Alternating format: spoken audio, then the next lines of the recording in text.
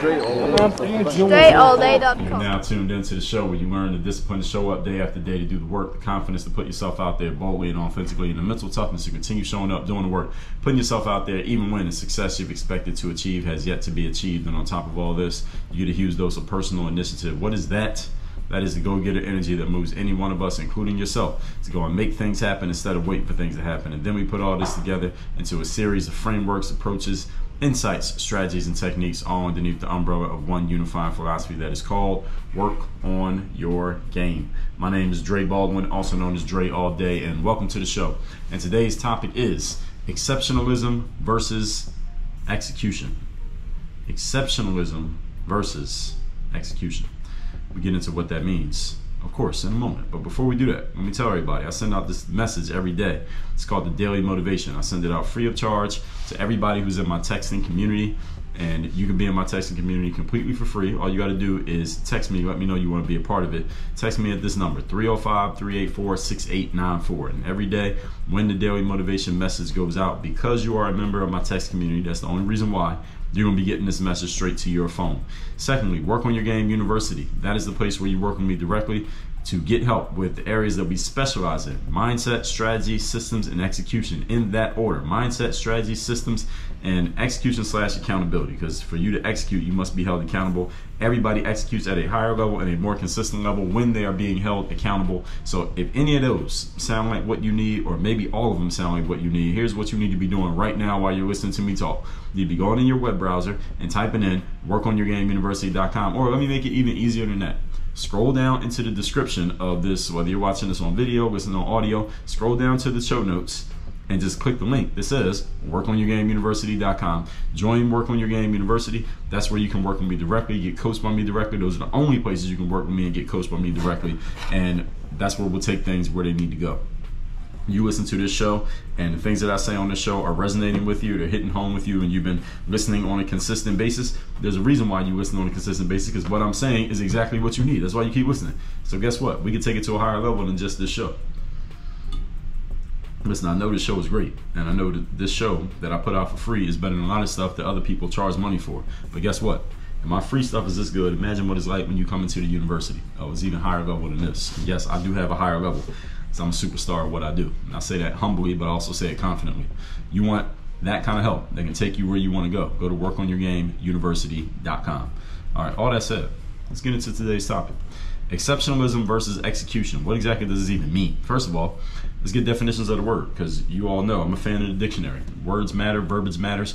I want to make sure that we are all on the same page when I use certain terms. You know, sometimes people get confused with things that I put up, and they want to challenge me on terms, but they're not looking at the dictionary. They're just looking at what they think a word means as opposed to what it actually means.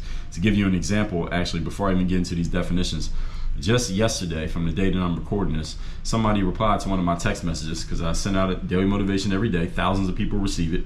And one person gave some pushback on the text that I sent, because I said something along the lines of, I was talking about selling. And I said, if you think you're not a salesperson, you're probably just bad at it. You need to get better at selling, because everybody is a salesperson. You're either good or you're not. And this person said, well, how they were challenging, I don't feel like, they said they didn't feel like the message was motivational, because that was my daily motivation message for the day. That if you think you're not a salesperson, you're probably just a bad salesperson. And they said, well, that's not motivational. And I said, well, you're conflating motivation with making you feel good.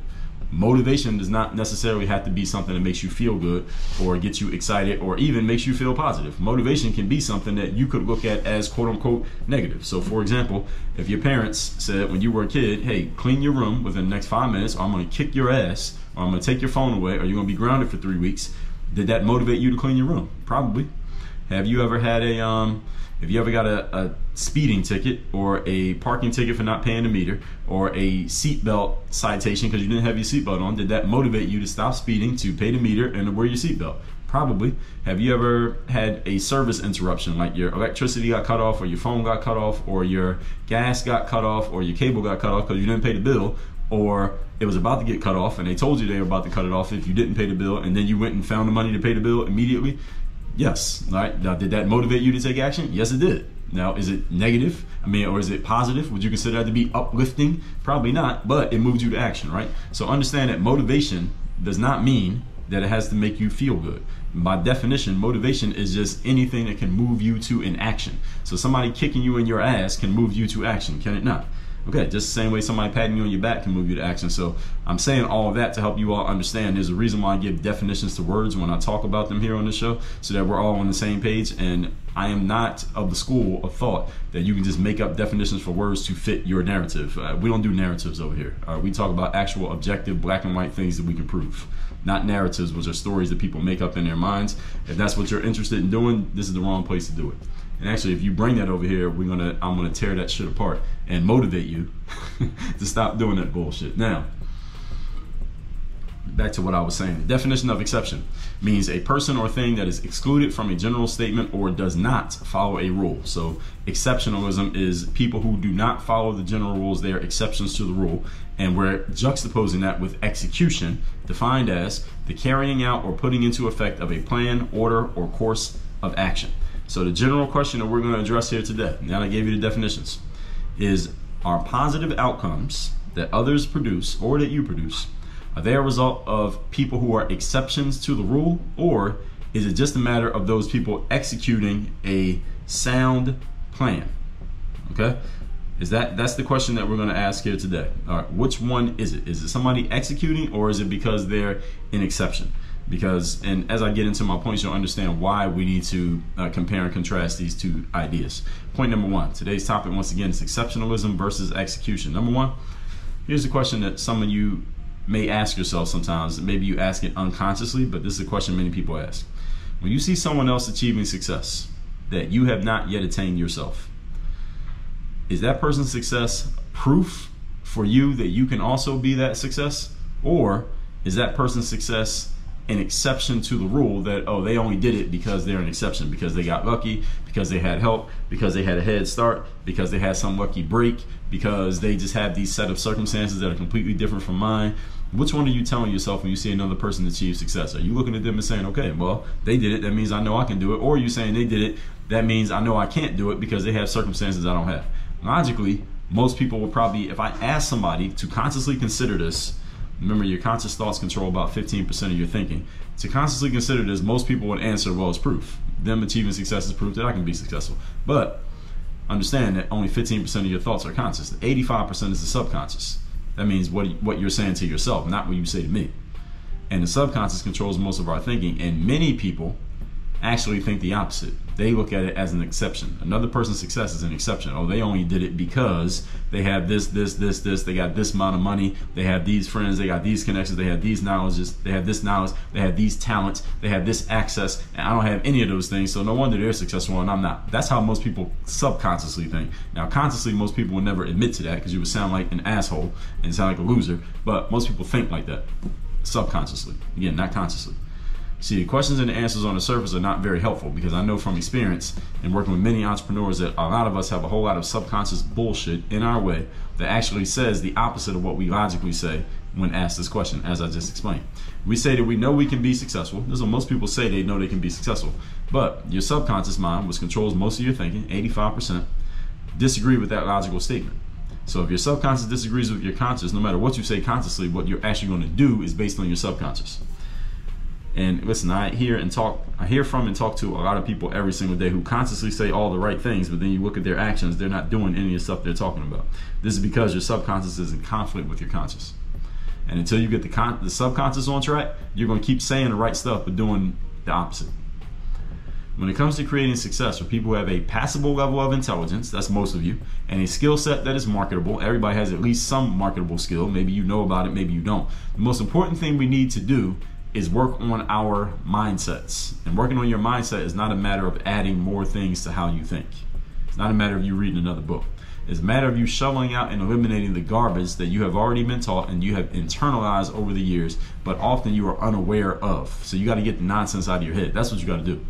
So logically, we believe in the execution, but subconsciously, we believe in the exceptionalism. So the question is, which one do you think is going to win?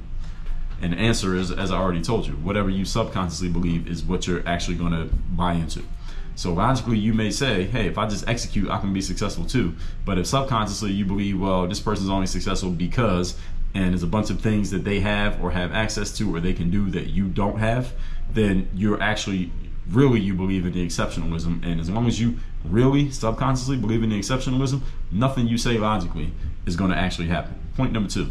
Today's topic, once again, is exceptionalism versus execution. Number 2, how much do you believe that executing on the right plan, you can be a success, however you define the word? How much do you believe in that? So here's the statement that I'm going to say. I want you to tell me you believe in this or not. That if you execute on the right plan, you can be successful. Do you believe that?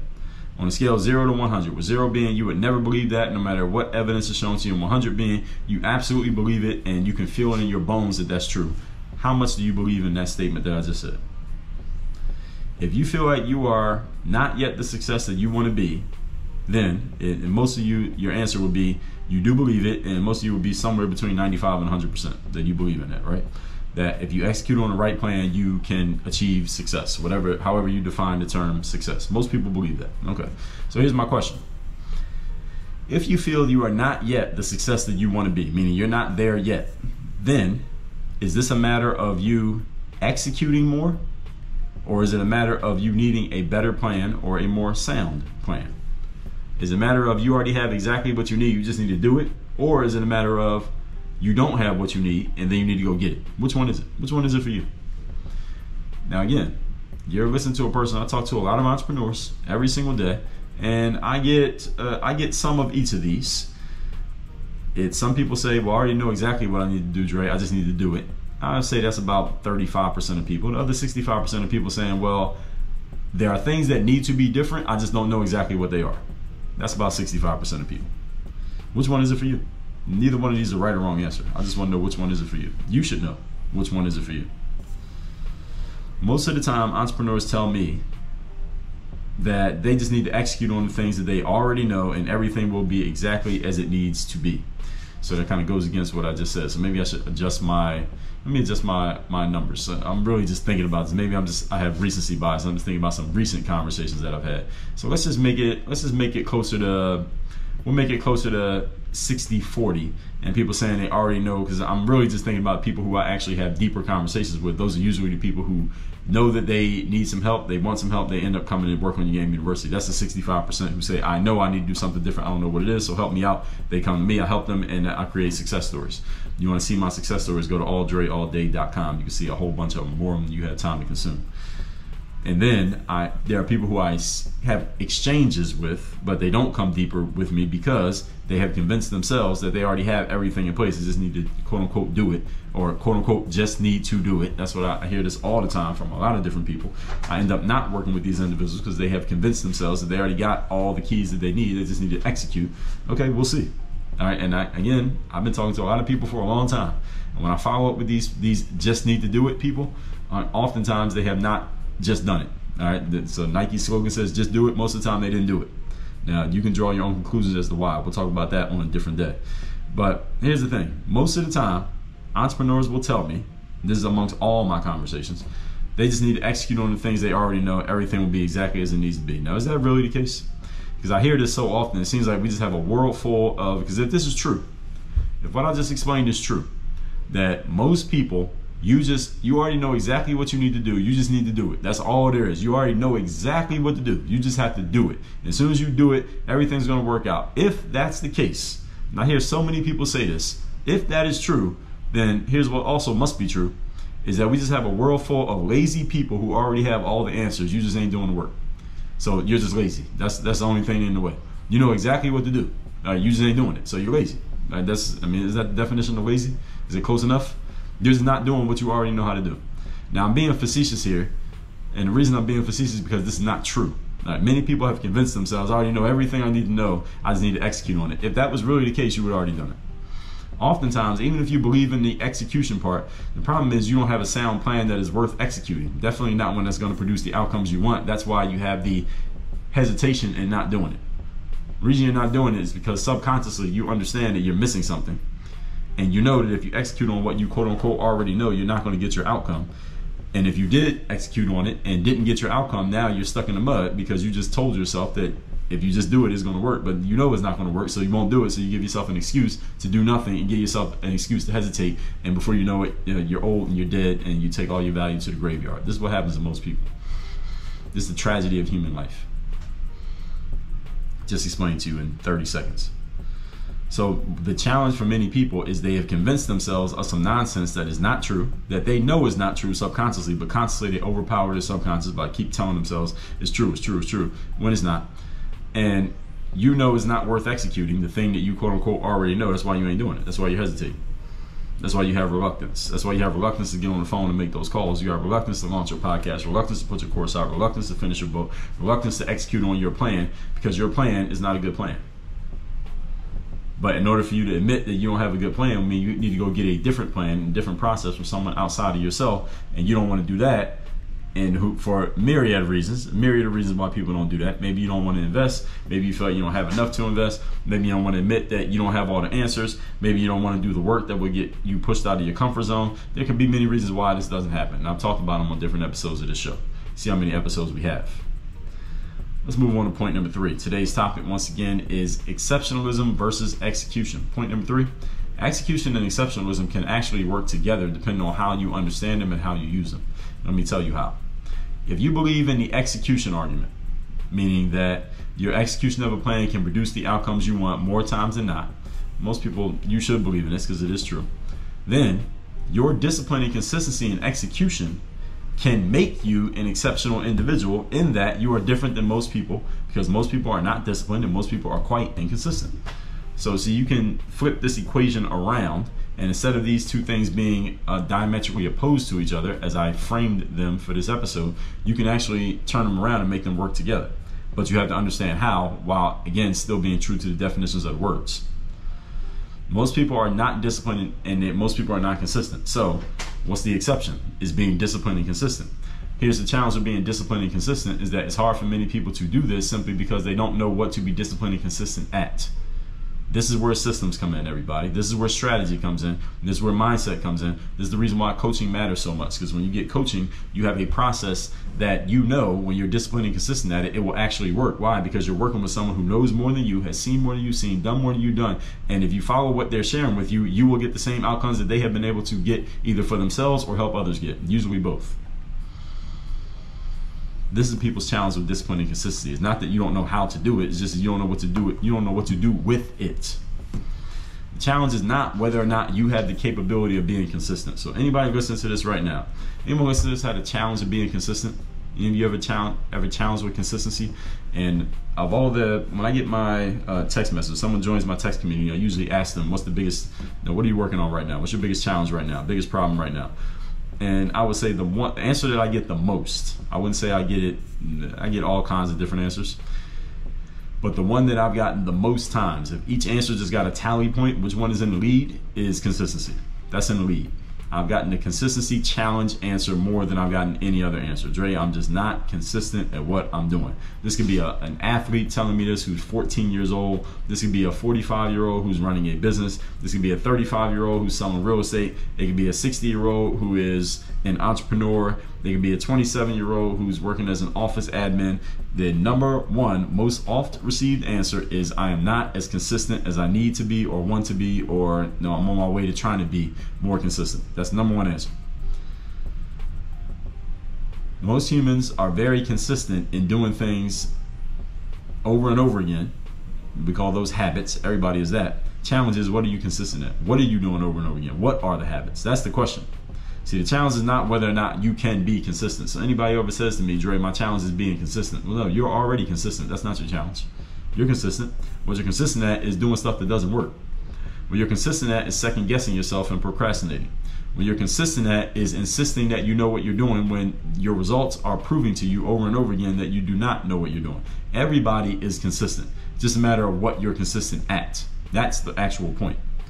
We spend a lot more time doing things that don't serve us, and we spend so much time trying to figure this out than we take a lot more time than we should, rather, trying to figure this out rather than doing something about it.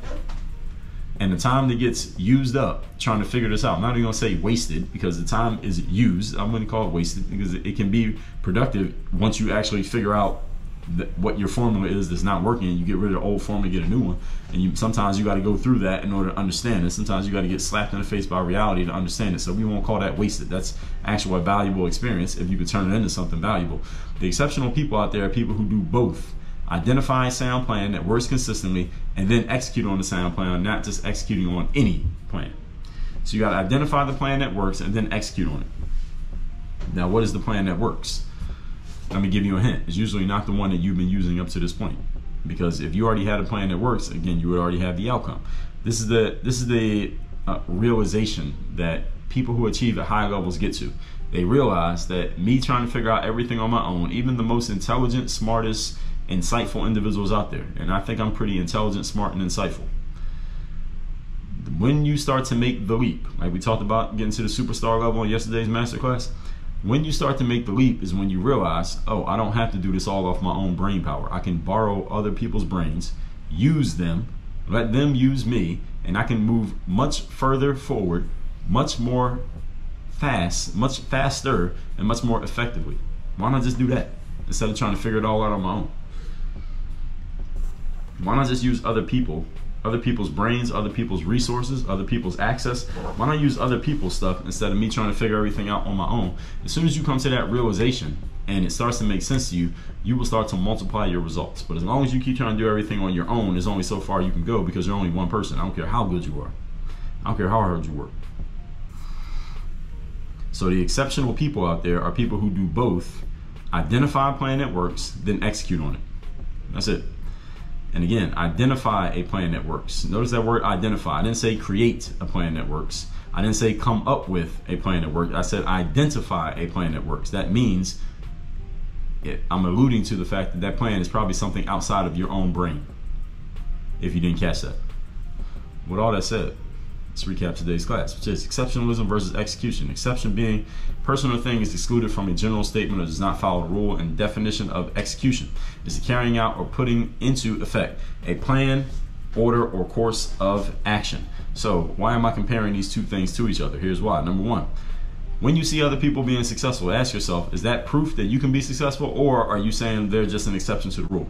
Often we will say both, because consciously we'll say, well, yeah, that's proof I can be successful too. But unconsciously, subconsciously, we're saying to ourselves, that person has some exception that I don't. They have some exceptional ability, access, idea, thing, circumstance that I don't have, so I can't really be successful. So you're basically telling yourself two different things. Your brain is in conflict, and this is why you are not reaching the success you say you want. Number two, how much do you believe that executing on the right plan you can be a success? Most people would say yes, they believe it, close to 100%. So if you don't have the success you want yet, then is it a matter of you executing, or you just need a better plan? All right, and this is a challenge that you really got to be honest with yourself about, because many people tell me that they just need to execute. I got everything I need, I just need to execute on it, and everything's going to work out. If this is true, that means we got a whole bunch of lazy mofos out here, because all of you already got all the answers, you just haven't done any of the work yet. Or it's you just need some help. All right, which one is it? It can't be both at the same time. And number three, execution and exceptionalism can actually work together depending on how you understand and use the terms. Because if you believe in execution, then your execution of a plan, then your discipline and consistency can make you exceptional, because most people are not disciplined, most people are not consistent. So the exceptional people are people who can do both: identify a plan that works and then execute on that plan consistently. That can make you different than damn near everybody else out here. So now I just gave you the formula. Then the question is, what are you going to do with that formula? Are you going to keep doing the same stuff you've been doing up to this point, or are you going to do what the smart people do and start using others to take yourself where you want to go? With that said, text me and let me know you want to get the daily motivation every day for free. My number is 305-384-6894. And Work on Your Game University, that is where you can get help so that you can execute the way you need to execute, be held accountable for that execution, have a system to execute on your process, which is your strategy, and the mindset to build all of that on top of. All of that happens at workonyourgameuniversity.com. Again, workonyourgameuniversity.com. When you're ready to build that bulletproof mindset, have the business builder framework, the Work on Your Game system, and the next mission framework for your accountability and execution. You want to work with me directly. You want to be able to talk to me on a regular basis. I can look at your stuff, look at your work, look at what you're working on, your processes, and figure out what needs to change, what needs to be edited, what we need to do more of, what we need to do less of. All of that happens at workonyourgameuniversity.com. Work on your game. Dre all day.